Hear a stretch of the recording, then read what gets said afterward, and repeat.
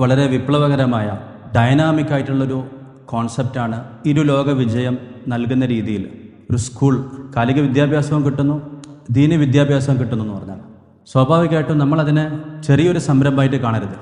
മറിച്ച് കോഴിക്കോടുള്ള അല്ലെങ്കിൽ അതാത് പ്രദേശങ്ങളിലുള്ള ഏറ്റവും നല്ല സ്കൂളുകൾ എന്ന ആളുകൾ കണക്കാക്കുന്ന സ്ഥാപനങ്ങൾ, ഉദാഹരണത്തിന് ചില പേരുകൾ പറയുകയാണെങ്കിൽ വൈറ്റ് അല്ലെങ്കിൽ ഗ്ലോബൽ, ഓക്സ്ഫോർഡ് സ്കൂളുകളിൽ കിട്ടുന്നതിനേക്കാൾ അഡ്മിഷൻ അവിടെ ഉള്ളതിനേക്കാൾ കൂടുതൽ ഡിമാൻഡ് ഉണ്ടാകും.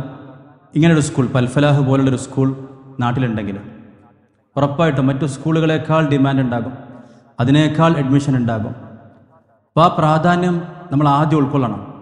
നമുക്കറിയാം അതിനൊക്കെ വേണ്ടി ആളുകൾ ഒരു ബിസിനസ്സാണ്, എഡ്യൂക്കേഷൻ മേഖലയിലുള്ള ബിസിനസ്സാണ്. അതിനുവേണ്ടി കോടികൾ മുടക്കുന്നുണ്ട്. അതുപോലെ തന്നെ കാര്യമായ റിസർച്ച് വർക്കുകളും മറ്റും നടക്കുന്നുണ്ട്. എന്നാൽ നമ്മൾ ദീനീ സ്ഥാപനം എന്ന് പറയുമ്പോൾ സ്കൂൾ, അവിടെ മദ്രസയും കൂടുണ്ടെന്നൊക്കെ പറയുമ്പം ആളുകൾ അതിനെ ഒരു ചെറിയ കാര്യമായിട്ടാണ് കാണുക. അതിന് വേണ്ട ഫണ്ടില്ല, അതുപോലെ തന്നെ വേണ്ട ഇൻഫ്രാസ്ട്രക്ചർ ഇല്ല, വളരെ പരിമിതമായ സൗകര്യങ്ങൾ, തുച്ഛമായ വിഭവങ്ങളിൽ നിന്നുകൊണ്ടാണ് വലിയൊരു ഉദ്യമം പൂർത്തിയാക്കാൻ ഉദ്ദേശിക്കുന്നത്. സ്വാഭാവികമായിട്ടും അതിന് ഒരുപാട് വെല്ലുവിളികളുണ്ടാകും, പരിമിതികളുണ്ടാകും. ആ പരിമിതികളെ, വെല്ലുവിളികളെ അതിജീവിച്ച് മുന്നോട്ട് പോകുന്നതിനിടയിൽ ചിലപ്പോഴൊക്കെ ഒരു ചെറിയ ബ്രേക്ക് വന്നേക്കാം, ഒരു ഇടവേള വന്നേക്കാം, ഒരു താൽക്കാലികമായ ഒരു പിൻവാങ്ങൽ ഉണ്ടായേക്കാം. എന്നാലും ഇതിനൊരിക്കലും ഒരു പരാജയമായിട്ടോ അല്ലെങ്കിൽ വിജയത്തിലെത്താത്തൊരു സംരംഭമായിട്ട് ആരും കാണരുത്. പക്ഷെ ഇത് വലിയ വിജയമാണ്, വലിയ സംരംഭമാണ്. എത്രയോ വിദ്യാർത്ഥികൾ, ഏതാണ്ട് 300 വിദ്യാർത്ഥികൾ ഇന്നത്തെ സ്കൂളുകളിലുള്ള അരാജകമായ അന്തരീക്ഷത്തിൽ നിന്ന് മാറി വിദ്യാഭ്യാസം അവർക്ക് കിട്ടി. ദീനിയായ പല കാര്യങ്ങളും പഠിക്കാൻ സാധിച്ചു. ഖുർആൻ നന്നായി തജ്വീദോടെ പഠിക്കാനോ, പല സഹോദരങ്ങൾക്കും ഹിഫ്ള് ചെയ്യാനോ, പലർക്കും ഹിഫ്ള് പൂർത്തിയാക്കാനൊക്കെ സാധിച്ചു. അതുപോലെ തന്നെ നല്ല രീതിയിൽ പഠനം, കാലിക വിദ്യാഭ്യാസം മുന്നോട്ട് തുടരാൻ സാധിക്കുന്നുണ്ട്. ഉറപ്പായിട്ടും ഇതിനെ ഒരു വിജയമായിട്ട് തന്നെ കാണണം. ഒരു താൽക്കാലിക ഇടവേളയ്ക്ക് ശേഷം ഈ ഒരു കോൺസെപ്റ്റിനെ രണ്ടാമത് ഇവിടെ സജീവമാക്കേണ്ടതുണ്ട്. അത്രയും ആവശ്യമുണ്ട് ഇവിടെ. ആ വലിയൊരു ശൂന്യത അങ്ങനെ തന്നെ നിൽക്കുകയാണ്. ഞാനൊരു ഉദാഹരണം പറയാം. ദീനിയാത്തിൻ്റെ ബോംബെ ആസ്ഥാനമാക്കി ആഗോളാടിസ്ഥാനത്തിൽ പ്രവർത്തിക്കുന്ന സിലബസ് എന്നാണ് നമ്മൾ പറയാറുള്ളത്, എഴുതാറുള്ളത്. നമ്മളും അങ്ങനെ ഒരുപാട് ഫ്ലെക്സ് അടിച്ചിട്ടുണ്ട്. പല സ്ഥലങ്ങളിലും ദീനിയാത്ത് തുടങ്ങി അതിനെ ഒരു ഘട്ടത്തിലെത്തിച്ച് മുന്നോട്ട് കൊണ്ടുപോകാൻ സാധിക്കുന്നവർക്ക് അവരെ ഏൽപ്പിക്കാറുണ്ട്. അപ്പോൾ ആഗോളാടിസ്ഥാനത്തിൽ ബോംബെ കേന്ദ്രമായി പ്രവർത്തിക്കുന്ന സിലബസ് എന്ന് പറയുമ്പോൾ അതിൻ്റെ ആദ്യം ഒരു ഘട്ടമുണ്ട്. നല്ല കളറിൽ അവർ ബുക്കൊക്കെ അടിച്ചു. ഒരു ഇന്നോവ കാറെടുത്ത് ബോംബെയിൽ നിന്ന് കേരളത്തിലേക്ക് ഓടിച്ചു വരണം. അന്ന് ഇത്ര നല്ല റോഡില്ലാത്ത സമയത്ത്, 2000-ലെ അവസ്ഥയാണ് പറയുന്നത്. ഓരോരുത്തർക്കും പുസ്തകം പരിചയപ്പെടുത്തുന്നു, സിലബസ് പരിചയപ്പെടുത്തുന്നു, ബോംബെയിൽ അവരുടെ പ്രവർത്തനങ്ങളെ പരിചയപ്പെടുത്തുന്നു. അവർ നിർബന്ധിക്കുമ്പോൾ ആരെങ്കിലുമൊക്കെ അത് എടുത്തു നോക്കുന്നു, അവർ പറയുന്നൊന്ന് കേട്ട് കൊടുക്കുന്നു. അപ്പോൾ ആ സമയത്ത് തന്നെ പുസ്തകം നല്ല കളറുള്ളത് കൊണ്ട് കുറേ പുസ്തകം കയ്യിൽ വാങ്ങി വെച്ചിരുന്നു. ഉറുദുവിലായിരുന്നു അന്ന്. പിന്നെ പതുക്കെ ആളുകളിത് സ്വീകരിക്കാൻ തുടങ്ങി.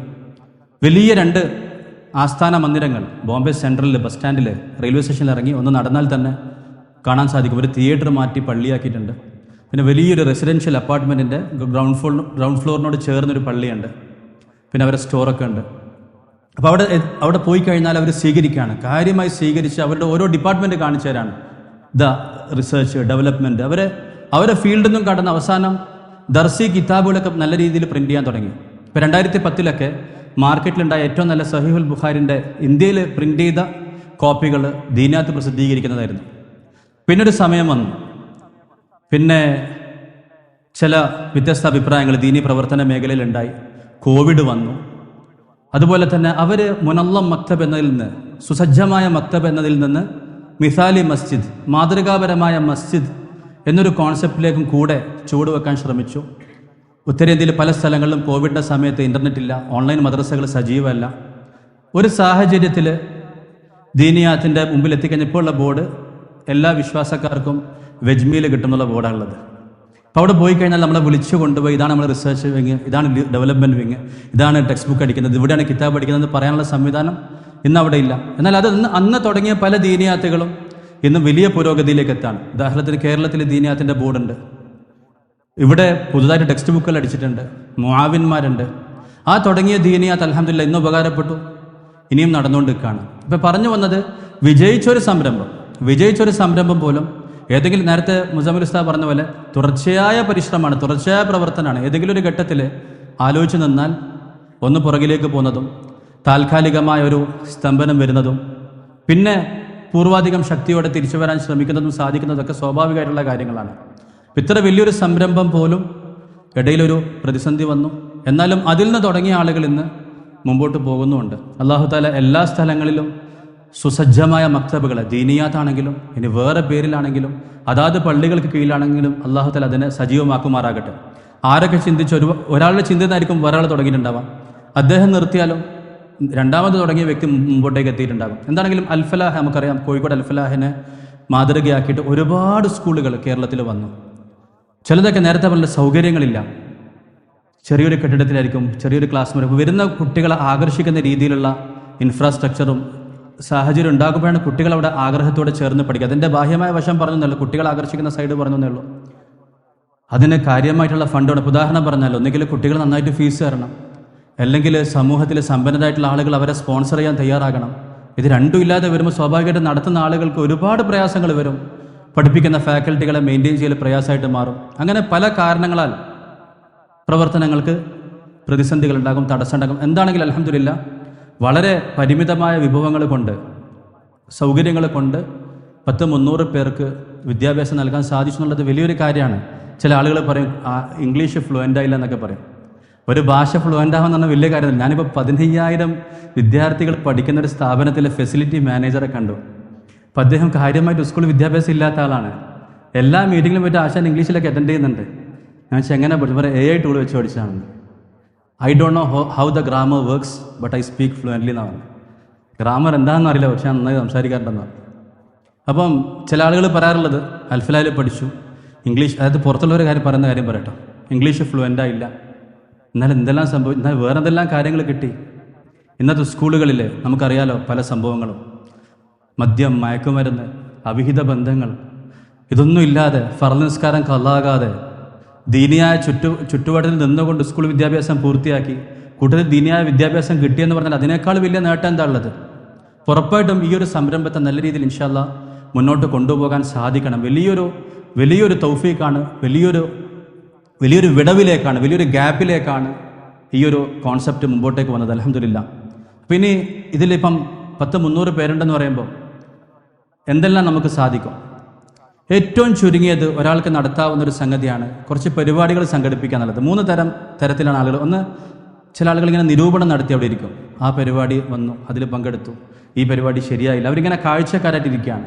ഇതാണ് ഒന്നാമത്തെ കാറ്റഗറി. വെറും കാഴ്ചക്കാരാണ്, അല്ലെങ്കിൽ അവർ നിരൂപകരാണ്, വിമർശകരാണ്. രണ്ടാമത്തെ കാറ്റഗറി എന്തെങ്കിലും പ്രവർത്തിക്കുന്ന ആളുകളാണ്. പ്രവർത്തിക്കുന്നതിൽ തന്നെ 2 രീതിയുണ്ട്. ഒന്ന്, എന്തെങ്കിലും ഇവൻറ്റുകൾ നടത്തലാണ്, പരിപാടികൾ നടത്തലാണ്. അത് പൈസ കൊടുത്താൽ ഇവൻറ്റ് മാനേജ്മെൻറ്റ് കമ്മിറ്റികളുണ്ട് ഇവിടെ, അവർ നടത്തി തരും. വലിയ പ്രയാസമൊന്നുമില്ല അതിന്. നമുക്ക് ആദ്യം ആ ഘട്ടത്തിലേക്ക് കടക്കാലോ, ഒരു കോർഡിനേറ്റർമാരെന്ന ഘട്ടത്തിലേക്ക് കടക്കാലോ. നമ്മളുടെ അൽഫലാഹിൽ പഠിച്ച ഈ 300 വിദ്യാർത്ഥികൾ എന്ന് പറയുന്നത് ഇത് വലിയ ശക്തിയാണ്. അവരിന്ന് യുവാക്കളാണ്, കഴിവും പ്രാപ്തിയുള്ളവരാണ്. ഇന്ന് യുവാക്കൾ പറയുന്നൊരു വാക്കുണ്ട്, നാളെ ചെറുപ്പക്കാർ സോഷ്യൽ മീഡിയ പറയുന്ന വാക്കാണ് തന്ത വൈബ് എന്ന് പറയും. മനസ്സിലായി? പ്രായമുള്ള ആൾക്കാർ അവർ കളിയാക്കുന്നതാണെന്ത്, അവർ തന്ത വൈബാണെന്ന്. ഇതിൽ നേരെ തിരിച്ചാൽ വൈബുള്ള തന്തമാരുണ്ട്. തന്ത വൈബിന് പകരം നല്ല വൈബുള്ള തന്തമാരുണ്ട്. നല്ല പ്രായമായിട്ടും യുവാക്കളെ പോലെ പ്രവർത്തിക്കുന്ന ആളുകളുണ്ട്. അപ്പോൾ നിങ്ങൾ നല്ല വൈബുള്ള തന്തമാരെ മാതൃകയാക്കിയിട്ട് നല്ല വൈബോടുകൂടെ നല്ല വൈബ്രൻ്റായിട്ട് അൽഫലാഹിൻ്റെ അലുമിനി പ്രവർത്തിക്കണം. നിങ്ങളെ ഫാക്കൽറ്റിയൊക്കെ ഉണ്ട്, മാഷാ അല്ലാഹ്, ഉസ്താദുമാരും സാറുമാരൊക്കെ എത്തിയിട്ടുണ്ട്. പലരും എനിക്ക് നേരിട്ടറിയാം അൽഫലാഹിൽ പഠിപ്പിച്ചിരുന്നത് ചാരിതാർത്ഥ്യത്തിന് വേണ്ടിയായിരുന്നു, ഒരു മനസമാധാനത്തിന് വേണ്ടിയായിരുന്നു. അവർക്ക് വേറെ സൗകര്യങ്ങളുള്ള പല സ്ഥാപനങ്ങൾ ഉണ്ടായിട്ടും ഇംഗ്ലീഷും മാത്സും ഫിസിക്സൊക്കെ പഠിച്ചവരും അതുപോലെ തന്നെ പല സ്ഥലങ്ങളിലും ഖുർആൻ പഠിപ്പിക്കുന്നതിനും പല സൗകര്യങ്ങൾ ഉണ്ടായിട്ടും അൽഫലാഹിൽ അവർ നിന്നത് അവിടുത്തെ വിദ്യാർത്ഥികളുള്ള ഇഷ്ടം കൊണ്ടാണ്, അവർ കിട്ടുന്ന മനസ്സമാധാനം കൊണ്ടാണ്. അപ്പോൾ ആ നല്ല ഫാക്കൽറ്റി എന്നുള്ളതാണ് ഇൽമിൻ്റെ ഒന്നാമത്തെ ഘടകം. ഇൽമിൻ്റെ ഒന്നാമത്തെ ഘടകം 4 ഘടകങ്ങളുണ്ട്. ഇൽമിന് ആലാത്തുൽ ഇൽമി 4, ഇൽമിന് 4 താക്കോലുകളുണ്ട്, 4 വഴികളുണ്ട്.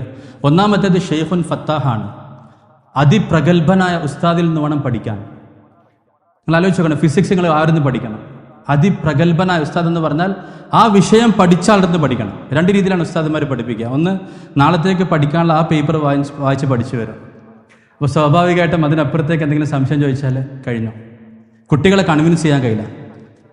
അതിപ്രഗത്ഭനായ ഉസ്താദ് എന്ന് പറഞ്ഞാൽ നമ്മുടെ മൗലാന ദൈവത്തിലുള്ള ഇബ്രാഹിം ബല്യാവി മൗലാന പറയും 3 ഗുണങ്ങൾ ഉസ്താദുമാർക്ക് വേണം, അധ്യാപകർക്ക് വേണം. ഒന്ന്, ഫൻ പഠിക്കെ പടായിയോ, വിഷയം പഠിച്ചിട്ട് പഠിപ്പിക്കണം.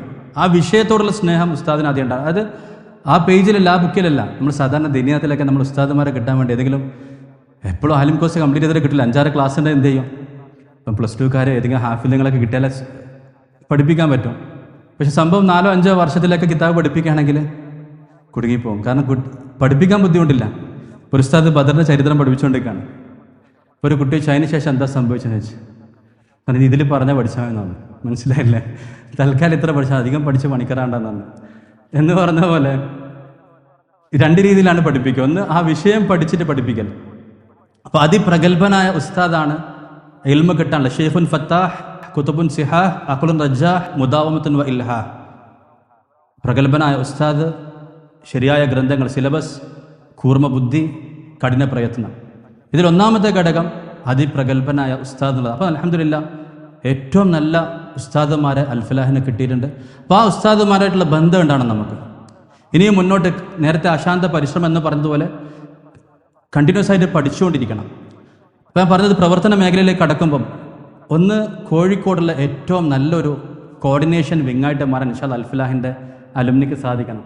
തബക്കാത്ത് മെയിൽ പഹുഞ്ചാന ആലിമീങ്ങളുടെ 3 ഉത്തരവാദിത്തങ്ങൾ ഒന്നായിട്ട് ഹദ്റജി പറഞ്ഞിരുന്ന കാര്യമാണ്. യൂസുഫ് റഹ്മത്തുള്ളാഹി അലൈഹി എല്ലാ വിഭാഗങ്ങളിലേക്കും ഇൽമ എത്തിച്ചു കൊടുക്കുക. അപ്പോൾ നിങ്ങൾ പഠിക്കുന്നവരായിട്ട് മാറണം, എത്തിച്ചു കൊടുക്കുന്നവരായിട്ട് മാറണം. ഞാൻ നേരത്തെ ഈ അൽഫലാഹ് എന്ന് പറയുന്ന കോൺസെപ്റ്റ് അല്ലെങ്കിൽ ഇരു ലോകം, കാരണം ഒരു സ്കൂളിൽ പഠിച്ച ഒരു ലോകം കിട്ടാം, ഇത് ബൈ 1 get 1 ആണ്. 2 ലോകം കിട്ടുമെന്ന് പറഞ്ഞാൽ ഇവിടെയല്ലേ അഡ്മിഷൻ കൂടുക? ലാഭമല്ല. കാരണം ഒരു കുട്ടി 5 ചേരുന്നു 10-ലെത്തുന്നു. ഇവരും സ്വാഭാവികമായിട്ട് 6 വർഷം കൊണ്ട് 10ാം ക്ലാസ്സിലേക്ക് എത്തും. പ്ലസ് ഇവർക്ക് ദീനിയ അറിവും കിട്ടും. ഇവർ ഹറാമുകളിൽ നിന്നൊക്കെ സംരക്ഷിക്കപ്പെടുന്നു കാണുമ്പോൾ ഇവിടേക്കാണ് രക്ഷകർത്താക്കൾ കൂടുതൽ വരിക. നമ്മളതിൽ അമിത പ്രതീക്ഷ വെക്കാതിരുന്നാൽ മതി. കാരണം ഇവർക്ക് തലയെക്കെട്ടൊക്കെ കെട്ടി കമീസൊക്കെ ഇട്ട് നടക്കും എന്ന് പറയുന്നതിന് പകരം ഹറാമുകളിൽ നിന്ന് മാറി നിന്നാൽ തന്നെ അത് വലിയൊരു വിപ്ലവമാണ്. ആ ലക്ഷ്യം വെച്ച് മുന്നേറിയാൻ പറ്റി. പിന്നെ നല്ല മോഡൽ കമീസും ജുബ്ബയൊക്കെ ഉണ്ടെങ്കിൽ ഡിസൈനർ കുർത്തയൊക്കെ ഉണ്ടെങ്കിൽ ഇൻഷാ അല്ലാഹ് ഇവർ ജുബ്ബയും കമീസൊക്കെ ഇടും. നല്ല സ്റ്റൈലായിട്ട് തോന്നാൻ ഇൻഷാ അല്ലാഹ് ഉറപ്പായിട്ട് ഇടും. അതിനെ ലക്ഷ്യം വെച്ച് അവിടേക്ക് എത്താൻ നോക്കിയിട്ട് നമ്മൾ അടിസ്ഥാന കാര്യങ്ങൾ മറക്കാതിരിക്കലാണ് നല്ലത്. ഇപ്പോൾ ഹറാമുകളിൽ നിന്ന് രക്ഷപ്പെട്ടാൽ തന്നെ അത് വലിയ കാര്യമാണ്. ഞാൻ നേരത്തെ പറഞ്ഞ ഇത് വലിയ കോൺസെപ്റ്റാണെന്ന് പറഞ്ഞതുപോലെ വലിയ കഴിവുള്ളവരാണ് ഈ അലുമിനി. നമുക്ക് അദബ് കൂടിപ്പോയ വലിയ പ്രശ്നമുണ്ട്. ഇന്ന് ലോകത്തെ ഏറ്റവും വലിയ പ്രശ്നം അദബില്ലായ്മയാണ്. നമ്മളുടെ മേഖലയിൽ തബ്ലീഗിൻ്റെ മായി ബന്ധപ്പെട്ടില്ല, ദൈവബന്ധവുമായി ബന്ധപ്പെട്ടതിലുള്ള പ്രശ്നം അദബ് കൂടിപ്പോയതാണ്. മനസ്സിലായില്ലേ? വിനയം ഓവർലോഡ്. അവസാനം സ്വന്തം ഉത്തരവാദിത്തം മറന്നു കളയാണ്. അത് ആലിമീങ്ങൾക്കുള്ളതാണ്, അത് ഉസ്താദന്മാരുടേതാണ്. അവസാനം ദീനിൻ്റെ ദഅവത്ത് നിർവഹിക്കാൻ പറ്റാത്ത രീതിയിലേക്ക്. പണ്ട് അദബ് കൂടിയിട്ട് ഒരാൾ കിണറ്റിൽ തന്നെ കുടുങ്ങിപ്പോയി. ഇതേപോലെ നമ്മളും ഇന്ന് പ്രവർത്തന രാഹിത്യത്തിൻ്റെ കിണറ്റിൽ കുടുങ്ങിയിട്ടുള്ളത്, പ്രവർത്തിക്കുന്നില്ല. കാരണം അത് വലിയ കാര്യമാണ്, അത് ഉസ്താദന്മാർ ചെയ്യും, അല്ലെങ്കിൽ വലിയ ആൾക്കാർ ചെയ്യും. രംഗത്തിറങ്ങണ്ടേ, നമ്മൾ ചെയ്യണ്ടേ. പണ്ടൊരു SI കിണറ്റിൽ വേണം, അല്ല അതിവിനയത്തിൻ്റെ പ്രശ്നം മനസ്സിലാക്കാൻ വേണ്ടി പറയുകയാണെങ്കിൽ SI കിണറ്റിൽ വേണം. SIനെ പുറത്തെടുക്കാൻ വേണ്ടി കോൺസ്റ്റബിൾമാരൊക്കെ ഒരുമിച്ച് കൂടി അവസാനം ഒരു കോൺസ്റ്റബിൾ കയറിട്ട് SI ഒരുവിധം മുകളിലെത്തിയപ്പോൾ കോൺസ്റ്റബിൾ സെല്യൂട്ട് അടിച്ചു. മനസ്സിലായില്ലേ? SI പിന്നെയും കണ്ടിപ്പോയി. അങ്ങനെ 2 പ്രാവശ്യം ഇയാൾക്ക് എന്തായാലും SIനെ കണ്ടയാൾ അറിയാതെ സെല്യൂട്ട് അടിച്ചു. അപ്പോൾ SI കിണറ്റിൽ തന്നെ ഉള്ളത്. അവസാനം ഇവർ കഷ്ടപ്പെട്ട് CIനെ വിളിച്ചുകൊണ്ടാണ്. CI കയറിട്ട് SIനെ മുകളിലെത്തിച്ചപ്പോൾ SI സെല്യൂട്ട് അടിച്ചു. പിന്നെ SI ഇപ്പം കിണറ്റിൽ തന്നെയുള്ളത് എന്ന് പറഞ്ഞാൽ ഇതൊരു കഥയാണ്. ഇതേപോലെ വിനയം കൂടി കുത്തുബ കയറോ ഇല്ല, ഗസ്റ്റിനെ ബയാൻ ചെയ്യോ അപ്പുറത്തോട് വെച്ച് ഇപ്പുറത്തോട് പോകും. അങ്ങനെ എല്ലാ സ്ഥലത്തും മാറി നിൽക്കുന്നവരാകാതെ ഉസ്താദുമാരുടെ അനുഗ്രഹത്തോടെ അതുപോലെ തന്നെ അവരുടെ മഷൂറയോടുകൂടെ നമ്മൾ അൽഫലാഹിലെ പഴയ മാനേജ്മെൻറ്റും അതുമായി സഹകരിക്കുന്ന ആളുകളൊക്കെ ഉണ്ട്, അവരെല്ലാം കണ്ട് വിശ്വാസത്തിലെടുത്ത് പദ്ധതികളുമായിട്ട് മുന്നോട്ട് പോകാൻ സാധിക്കണം. ഒന്നാമത്തേത് ഇവൻറ്റുകൾ സംഘടിപ്പിക്കണം. രണ്ടാമത്തെ കാര്യം ഫീൽഡ് വർക്കാണ്. ഫീൽഡ് വർക്ക് എന്ന് പറഞ്ഞാൽ നമുക്ക് കേരളത്തിൽ ഏറ്റവും നല്ലൊരു മാതൃക ഷെയ്ഖ് സൈനുദ്ദീൻ മഖ്ദൂമാണ്. സൈനുദ്ദീൻ മഖ്ദൂം റഹ്മത്തുള്ളാഹി അലൈഹി പൊന്നാനിയിൽ പഠിച്ചു. പിന്നെ അത് കഴിഞ്ഞ് മക്കയിൽ പോയി കോഴിക്കോട് വന്ന് പഠിച്ചു. പിന്നെ അദ്ദേഹം മക്കത്ത് പോയി പഠിച്ചു. പിന്നെ ഈജിപ്തിൽ പോയി പഠിച്ചു. എത്ര പ്രയാസമുണ്ട്. ഇന്ന് എന്ത് സുഖം ഈജിപ്തിൽ പോകാൻ. 1500 രൂപയ്ക്ക് ദുബായിൽ നിന്ന് ഫ്ലൈറ്റ് ഉണ്ട്, വിസയർ എന്ന് പറഞ്ഞ ഫ്ലൈറ്റ്. 1500 രൂപയ്ക്ക് വേണമെങ്കിൽ പോവാം. അപ്പം അന്നത്തെ കാലത്ത് അദ്ദേഹം പൊന്നാനിയിൽ നിന്ന് വന്നു, പൊന്നാനി പഠിച്ചു, കോഴിക്കോട്, പിന്നെ മക്കത്ത് വന്നു, ഈജിപ്തിൽ പോയി പഠിച്ച് തിരിച്ചു വന്നതിന് ശേഷം അദ്ദേഹം ആദ്യം ഉണ്ടാക്കിയത് പൊന്നാനിയിലെ പള്ളിയാണ്. ഒരു മസ്ജിദ് കേന്ദ്രമാക്കിയിട്ട് അദ്ദേഹം പ്രവർത്തനം ആരംഭിച്ചു. അവിടെ ദർസ് തുടങ്ങി. ഇൻ്റർനാഷണൽ യൂണിവേഴ്സിറ്റിയാണ് തുടങ്ങിയത്. ഇന്തോനേഷ്യയിൽ നിന്നും മലേഷ്യയിൽ നിന്നും അതുപോലെ തന്നെ പല രാജ്യങ്ങളിൽ നിന്നും ആളുകൾ വന്ന് പഠിക്കുന്ന സ്ഥാപനം തുടങ്ങി. അവിടെ 2 സിലബസ് ഉണ്ട്. ഒന്ന് വന്ന് പഠിക്കുന്നവർക്കും നാട്ടുകാർക്ക് വേറെ, നാട്ടുകാർക്ക് മഗ്‌രിബിന് ശേഷമോ മറ്റു സമയങ്ങളിലൊക്കെ അവർക്ക് ഒഴിവ് സമയത്ത് പഠിക്കാനുള്ള അവസരമുണ്ട്. അപ്പോൾ അതിൽ നിന്നുണ്ടായ പോരാളികൾ, അതിൽ നിന്നുണ്ടായ ഉലമാ മഹത്തുക്കൾ കേരളത്തിലുടനീളം ഈ ഒരു മനുഷ്യൻ്റെ സൈനുദ്ദീൻ മഖ്ദൂം റഹ്മത്തുള്ളാഹി അലൈഹിയുടെ ആ പഠനവും സ്ഥാപനമായിരുന്നു ദീനിൻ്റെ ഏറ്റവും വലിയൊരു ഈമാനിൻ്റെ കേന്ദ്രം, ഈമാനിൻ്റെയും ഇൽമിൻ്റെയും കേന്ദ്രം. ഫിഖ്ഹും തസവൂഫായിരുന്നു അവിടുത്തെ പ്രധാനപ്പെട്ട വിഷയം. അന്ന് പോർച്ചുഗീസുകാർ വന്ന സമയത്ത് സ്വാതന്ത്ര്യ സമരത്തിൽ പങ്കെടുത്തതും ഈ സൈനുദ്ദീൻ മഖ്ദൂമിൻ്റെ ശിഷ്യന്മാരാണ്. അദ്ദേഹം എഴുതിയ പുസ്തകം തുഹ്ഫത്തുൽ മുജാഹിദീൻ എന്ന പുസ്തകം ഇന്ന് യൂണിവേഴ്സിറ്റികളുടെ റെഫറൻസാണ്. എത്ര ഭാഷകളിൽ, മലയാളത്തിൽ തന്നെ എൻ്റെ അറിവിൽ ഒരുപാട് പഠനങ്ങൾ അതിനെക്കുറിച്ചുണ്ട്. KKN കുറുപ്പ് എന്ന് പറയുന്ന ഇവിടുത്തെ വൈസ് ചാൻസലർ ഉണ്ടായിരുന്നു കോഴിക്കോടുള്ള. അദ്ദേഹത്തിനൊക്കെ നമ്മളെക്കാൾ ബഹുമാനാണ് സൈനുദ്ദീൻ മഖ്ദൂമിനോട് റഹ്മത്തുള്ളാഹി അലൈഹി. അതിൽ രണ്ടാമതൊരു അധ്യായമുണ്ട്, കേരളത്തിലെ ഹിന്ദു വിശ്വാസികളുടെ ആചാരങ്ങൾ. ഇത് അദ്ദേഹം പറഞ്ഞത് എൻ്റെ വിഷയമല്ല എന്ന് പറഞ്ഞാൽ അടുത്ത വിഷയത്തിലേക്ക് പോവാണ്. സമൂഹത്തെ മനസ്സിലാക്കാൻ വേണ്ടി അത് ഇന്ന് ജാതികളെ പറ്റി പഠിക്കാൻ ഏറ്റവും നല്ല റെഫറൻസ് ആയിട്ട് അതിനെ ഉപയോഗിക്കുന്നത്. അപ്പോൾ നേരത്തെ പറഞ്ഞല്ലോ, അഷ്റഫ് മൗലവി പറഞ്ഞതുപോലെ അവർ ദീൻ പഠിക്കുമ്പോൾ അവർ സമൂഹത്തെ പറ്റി പഠിച്ചിട്ടുണ്ട്. എന്ന് മാത്രമല്ല അദ്ദേഹം എഴുതിയ രീതിയുണ്ട്. അൽ ജസീറയുടെ റിപ്പോർട്ടിങ് തോറ്റു. അൽ ജസീറയുടെ റിപ്പോർട്ടിംഗ് എന്ന് പറഞ്ഞാൽ പാശ്ചാത്യ മാധ്യമങ്ങളൊക്കെ ആദ്യമായിട്ടാണ് തോക്കുന്നത്. ഒരു യുദ്ധത്തിൽ ഇസ്രായേലും പാശ്ചാത്യരും മീഡിയയിൽ ആദ്യമായിട്ടാണ് തോറ്റത്. അവരുടെ വീഡിയോനേക്കാൾ നല്ല വീഡിയോ, അവരുടെ എഡിറ്റിങ്ങിനേക്കാൾ നല്ല എഡിറ്റിങ്, അവരുടെ വാർത്തകളേക്കാൾ കൃത്യമായ വാർത്ത. അവരാദ്യം പുറത്തോട്ടിരുന്ന വാർത്ത പഴയ കാലം എന്ന് വെച്ചിട്ട് 40 കുട്ടികളെ തല അറുത്തും വരച്ചു. അവരെ പേരെന്താന്ന് വെച്ച് അവരെ തല വെച്ച് ബാക്കിയുള്ള ഭാഗം ഇവിടെ, അവരടക്കുന്ന സീൻ അവിടെ, അവർ ഉമ്മമാർ കരയുന്നത് അവിടെ, ഒന്നുമില്ല. 40 കുട്ടികൾ തല അറുത്തെങ്കിൽ 40 അമ്മമാരിരുന്ന് കരയുന്ന കാഴ്ച വേണ്ടേ? ആദ്യം തന്നെ പറഞ്ഞ കളവ് പൊളിഞ്ഞു. പിന്നെ വാർത്തകൾ തിരുത്തൽ CNN, BBC ഒക്കെ. അവിടത്തേക്കാണ് അൽ ജസീറ വരുന്നത്. അവിടെയുള്ള ഫലസ്തീൻ പോരാളികളുടെ ടെലിഗ്രാം ചാനലുകൾ വരുന്നത്. ഒരു വാർത്തയും തിരുത്താറില്ല, ഒരെണ്ണവും മാറ്റി പറയാറില്ല. ബുഹാരിൻ്റെ ഷർത്ത് പോലത്തെ വാർത്തകളാണ് വരുന്നത്, കൃത്യം വാർത്ത. അവസാനം ബാക്കി മാധ്യമങ്ങളൊക്കെ നന്നായി.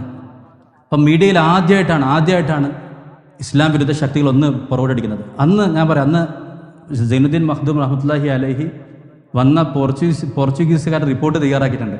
ആരൊക്കെ വന്നു, ഏതൊക്കെ തുറമുഖത്ത് വന്നു, എത്ര പേര് വന്നു, ആര് നേരിട്ടു, എത്ര കപ്പലിൽ പോയി, എത്ര ആൾ മരിച്ചു, എത്ര ആൾ വന്നു. അന്ന് അൽ ജസീറ ഇല്ല, പ്രാദേശിക റിപ്പോർട്ടർമാരില്ല, എത്തിക്കാൻ വാട്സപ്പില്ല. ഈ മനുഷ്യനെ ദർശനം എങ്ങനെ ഇതൊക്കെ അറിയുന്നത്? അപ്പോൾ അദ്ദേഹത്തിൻ്റെ ദീർഘവീക്ഷണം, അദ്ദേഹത്തിൻ്റെ അകക്കണ്ണ്, ഉൾക്കാഴ്ച എത്ര വലുതാണ്. അപ്പോൾ ഈ രീതിയിൽ അദ്ദേഹം പള്ളി കേന്ദ്രമായി പ്രവർത്തനം നടത്തിയെന്ന് പറയുന്ന പോലെ ഇൻഷാ അല്ലാഹ് ഒന്നുകിൽ അൽഫലാഹിലുള്ള പള്ളി ഉപയോഗിച്ച്, അല്ലെങ്കിൽ അതിനേക്കാൾ സൗകര്യമുള്ള കൂടുതൽ വിപുലമാകുന്ന രീതിയിൽ ഒരു പള്ളി, 100-300 പേരുണ്ടെന്ന് പറയുമ്പോൾ ഒരു പള്ളി ഉണ്ടാക്കാൻ ഒരു പ്രയാസമില്ലല്ലോ. നിങ്ങളെ സമ്പത്ത് കൊണ്ട്, നിങ്ങളുടെ കുടുംബത്തിലുള്ള വേണ്ടപ്പെട്ട ആളുകളുടെ സമ്പത്ത് കൊണ്ട് തന്നെ ചെയ്യാൻ പറ്റും. ഞാൻ പറഞ്ഞത് രണ്ടാം ഘട്ടമാണ്. പ്രവർത്തന മേഖലയിൽ ഇവൻറ്റുകൾ സംഘടിപ്പിക്കുന്നതിന് അടുത്ത ഘട്ടത്തിലേക്ക് ഇൻഷാ അല്ലാഹ് ഫീൽഡ് വർക്കിലേക്കും കൂടെ അൽഫലാഹിൻ്റെ പ്രവർത്തനങ്ങൾ എത്തിക്കാൻ സാധിച്ചാൽ ഏറ്റവും നല്ലത്. ഇതിനെ തന്നെ മുമ്പോട്ട് കൊണ്ടുപോയ ഒരു വലിയ കാര്യമാണ്. ഇങ്ങനെ 2 ലോകവും കരസ്ഥമാക്കുന്ന രീതിയിൽ ഒരു സ്കൂൾ സംവിധാനിക്കാൻ, ഒരു സ്കൂൾ നടത്താൻ സാധിക്കുമെന്ന് വന്നാൽ അത് ഏറ്റവും വലിയ കാര്യമാണ്. അതുപോലെ തന്നെ നേരത്തെ പറഞ്ഞ ഇൽമു പഠിക്കാലോ. സഹാബികൾ ഒരു ചലനാത്മക ജീവിതത്തിൽ നിന്നാണ് പഠിച്ചത്. അവരാവശ്യമുള്ളപ്പോൾ പഠിച്ചത്. എല്ലാ സഹാബികളും 15 വയസ്സിൽ പഠിക്കാൻ 22 വയസ്സിൽ തീർന്നതല്ല, മറിച്ച് പഠിച്ചുകൊണ്ടേയിരിക്കണം. അപ്പം അതിന് പാശ്ചാത്യ രാജ്യങ്ങളിലൊക്കെ ഉള്ള, അറബ് രാജ്യങ്ങളിലൊക്കെ ഉള്ള എന്ന് പറയും വർക്ക്ഷോപ്പുകൾ, ഓരോ വിഷയങ്ങളെടുത്തിട്ട് ഒരു 3 ദിവസത്തേക്ക് ഹദീസിനെ പറ്റി പഠിക്കാൻ വേണ്ടി സാധാരണക്കാരെ, എഞ്ചിനീയർമാർ, ഡോക്ടർമാരൊക്കെ കൂടി വലിയ വലിയ ഷെയ്ഖുമാരെ, ഞാൻ നേരത്തെ പറഞ്ഞ അതിപ്രഗത്ഭരായ ഉസ്താദുമാരെ കൊണ്ടുവന്നിട്ട്, മുമ്പ് നേരത്തെ അമേരിക്കയിലൊക്കെ സിറിയ എന്നുള്ള ഷെയ്ഖ് സാമിർ നസ്സിനെ കൊണ്ടുവന്നിട്ടുള്ളൊരു ദർസ് ഫാമിലിയായിട്ടാണ് പങ്കെടുക്കുന്നത്. ഭാര്യയും ഭർത്താവൊക്കെ പങ്കെടുക്കുന്നുണ്ട്. കുട്ടികൾക്ക് കളിക്കാനുള്ള വഴിയൊക്കെ സൗകര്യമൊക്കെ ഉണ്ട്. ഇതേ രീതിയിൽ 1 ദിവസത്തെ, 2 ദിവസത്തെ, 3 ദിവസത്തെ പ്രോഗ്രാമുകൾ സംഘടിപ്പിക്കാൻ പറ്റും. കേരളം വിട്ട് പല സ്ഥലങ്ങളിലുണ്ട് കേട്ടോ. എഞ്ചിനീയർമാർ, ഡോക്ടർമാരൊക്കെ ഇൽമു പഠിക്കുന്നു. അത് 7 വർഷത്തെ കോഴ്സ് കംപ്ലീറ്റ് ആക്കണമെന്നില്ല. ഓരോ വിഷയങ്ങളിലുള്ള ഇൽമ പഠിക്കാനും അത് ജനങ്ങളിലേക്ക് എത്തിക്കാനും ഉറപ്പായിട്ടും സാധിക്കും. അതുകൊണ്ട് പഠിച്ചു വന്ന വഴി അൽഫലാഹിനെ എല്ലാവരും വലിയ മതിപ്പോടെ കാണാം. ഉറപ്പായിട്ട് എന്നോട് ആരെയും ചോദിച്ചാൽ ഞാൻ പറയാം, കംപ്ലീറ്റ് അത് വിജയിച്ച സംഭവമാണ്. എന്തെങ്കിലും പ്രതിസന്ധികൾ ഉണ്ടെങ്കിൽ, ഞാൻ നേരത്തെ പറഞ്ഞില്ലേ, R&D വേണ്ടേ, ഇതിനെ ഗൗരവത്തിലെടുത്ത് എങ്ങനെയൊക്കെ റിസർച്ച് ചെയ്ത്, ഏതൊക്കെ കോഴ്സ്, ഏതൊക്കെ രീതിയിൽ, അത് ഒരു വർഷം പോലും നമ്മൾ നിന്നാൽ പുറകോട്ടായിപ്പോവും, പ്രവർത്തിക്കാതെ പുറകോട്ടായിപ്പോവും. ഒന്നാമതെത്താനുള്ള മത്സരത്തിന് അവസാനമില്ലെന്ന് പറയും. അതായത് ഒരു മേഖലയിൽ ഒന്നാമതെത്താനുള്ള മത്സരത്തിന് അവസാനമില്ല. നമ്മൾ പുറകിലായി കഴിഞ്ഞാൽ ആ ശൂന്യത അവിടെ ഉണ്ടാകും. അല്ലെങ്കിൽ തെറ്റായ ആളുകൾ വന്ന് ആ വേദി കയ്യിലാക്കും. സ്വാഭാവികമായിട്ട് ഇൻഷാ അല്ലാഹ് 90% 99% എന്ന് പറഞ്ഞാൽ പോലും തെറ്റല്ല. മാതാപിതാക്കൾ മക്കൾക്ക് സ്കൂൾ വിദ്യാഭ്യാസം പ്രാധാന്യത്തോടെ നൽകാൻ ആഗ്രഹിക്കുന്നു. അപ്പം അതിലൊരു കോംപ്രമൈസും ഇല്ല. നമ്മളതിനെ കോംപ്രമൈസ് ചെയ്യരുത്. സ്കൂളാണോ വെച്ചാൽ നമ്മളൊരു എല്ലാ മദ്രസയാണോ അല്ല. അപ്പോൾ ഉത്തരവാദിത്തം ഒഴിയാൻ വേണ്ടി അങ്ങനെ പറഞ്ഞാൽ പിന്നെ അവസാനം ഇതെന്താവും? പരീക്ഷണശാലയാകും. സ്കൂളാണെന്ന് വെച്ചാൽ അതേ സ്കൂളാണ്, മദ്രസയാണെന്ന് വെച്ചാൽ അതേ മദ്രസയാണ്, അതേ അറബി കോളേജാണ്. അങ്ങനെ ചാലഞ്ചായി ഏറ്റെടുത്ത് അതിൻ്റെ എല്ലാം എന്താണ് കോറായിട്ട് അവിടെ കൊടുക്കുന്ന സംഗതി അത് കൊടുക്കാൻ എളുപ്പത്തിൽ സാധിക്കും. ഇന്ന് ആലോചിച്ച് നോക്കണം, എളുപ്പത്തിൽ സാധിക്കുന്ന അറിയാൻ വേണ്ടി പറയാണ്. ഒരു ശരാശരി സ്കൂൾ വിദ്യാർത്ഥിൻ്റെ സമയം എവിടെയാണ് ചിലവാകുന്നത്? 24 മണിക്കൂർ അള്ളാഹു തആല തന്നിട്ടുണ്ട്. സമയത്ത് ഉപയോഗിച്ചാൽ ബർക്കത്ത് ഉണ്ടാകും, ഉപയോഗിച്ചില്ലെങ്കിൽ ബർക്കത്ത് കേടുണ്ടാകും. ഇത്ര വിലപ്പെട്ട സമയം ഒരു ശരാശരി സ്കൂൾ വിദ്യാർത്ഥി 9-10 പഠിക്കുന്ന കോഴിക്കോടുള്ളൊരു വിദ്യാർത്ഥിൻ്റെ സമയം എവിടെയാണ് ചിലവാകുന്നത്? ഒരു 6 മണിക്കൂർ സ്കൂൾ ഉണ്ടെങ്കിൽ അതിൽ എത്ര മണിക്കൂർ പഠനം നടക്കുന്നുണ്ട്? കോറായിട്ടുള്ള ക്ലാസ് എത്ര മണിക്കൂർ നടക്കുന്നുണ്ട്? പിന്നെ വൈകുന്നേരം വന്നാൽ ഈ വിദ്യാർത്ഥിക്ക് എന്താ പണി? എത്ര അനാവശ്യ കാര്യങ്ങളാണ് ഭക്ഷണമായിട്ടും ഒത്തുചേരലായിട്ട്. അതൊക്കെ പെട്ടത് അനാവശ്യമായ ഹലാൽ എന്തെങ്കിലും പറയാം, അതിനപ്പുറത്തേക്കുള്ള ഹറാമായിട്ടുള്ള കാര്യങ്ങൾ വെറുതെ പറയേണ്ടില്ലല്ലോ. പല മരുന്നുകളും പല ബന്ധങ്ങളും. അപ്പോൾ അള്ളാഹു തന്ന വിലപ്പെട്ട സമയം, ലോകത്ത് വിപ്ലവം സൃഷ്ടിക്കാൻ സാധിക്കുന്ന വലിയൊരു സംഭവം. മനുഷ്യരെന്ന് പറഞ്ഞാൽ സ്വർണത്തിൻ്റെയും വെള്ളിയുടെയും ഖനികളാണ്. അവർ സ്വർണത്തിൻ്റെയും വെള്ളിയുടെയും ഖനികളാണ്. സ്വാഭാവികമായിട്ട് അതിനെ സ്വർണ്ണമായിട്ട് എടുക്കണമെങ്കിൽ മൈനിങ് നടക്കണം, പ്രോസസ്സിങ് നടക്കണം, സംസ്കരിക്കണം, അവരെ കണ്ടെത്തണം, സംസ്കരിക്കണം. വലിയൊരു ശ്രമം ആവശ്യമാണ്. ആ വഴിക്ക് ഇറങ്ങിക്കഴിഞ്ഞാൽ അള്ളാഹുവിൻ്റെ സഹായം ഉണ്ടാകും, തുടങ്ങിക്കഴിഞ്ഞാൽ അള്ളാഹുവിൻ്റെ സഹായം ഉണ്ടാകും. സമയം ഉപയോഗിക്കുന്ന സമയത്തിൽ ബർക്കത്തുണ്ടാകും. എങ്ങനെയാണ് ഒരാൾ വലിയ നിലയിലേക്ക് എത്തുന്നത്? ഒരു വക്ത സമയത്തേക്കാണ് നമ്മൾ ക്ഷണിക്കുന്നത്. ളുഹറിന് പള്ളിയിൽ വന്നു, അല്ലെങ്കിൽ അസറിന് പള്ളിയിൽ വന്നു, അല്ലെങ്കിൽ ഒരു പരിപാടിക്ക് വന്നു, അവിടുന്ന് നസീഹത്ത് കേട്ടു, അടുത്തൊരു നിയ്യത്ത് ചെയ്തു.